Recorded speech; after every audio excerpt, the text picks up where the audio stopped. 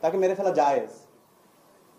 আবরার ফাহাদ যখন শহীদ হলো, শাহাদাত পরবর্তী সারা দেশে আমরা প্রতিবাদ প্রতিরোধ দেখতে পেয়েছি, এবং তখন আমরা একটা কনসেনসাস দেখতে পেলাম সবার মধ্যে, শিবির সন্দেহে কাউকে মারা যাবে না, কিন্তু কেউ যদি শিবির হয় তাকে মারা যাবে।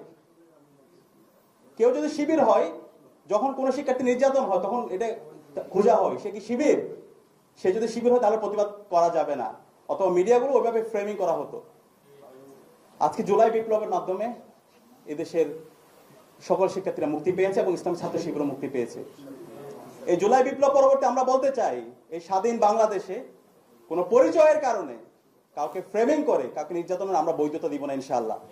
এদেশের সকল মানুষের অধিকার, এদেশের সকল মানুষের যে ন্যায্যতা, সেটা আমরা এনশিওর করব। যে জালেম তার বিরুদ্ধে আমরা সবসময় প্রতিবাদ প্রতিরোধ জারি রাখবো, এবং যে মজলুম তার পক্ষে সবসময় আমরা থাকবো এবং তার ইনসাফ আমরা কায়েম করবো ইনশাআল্লাহ।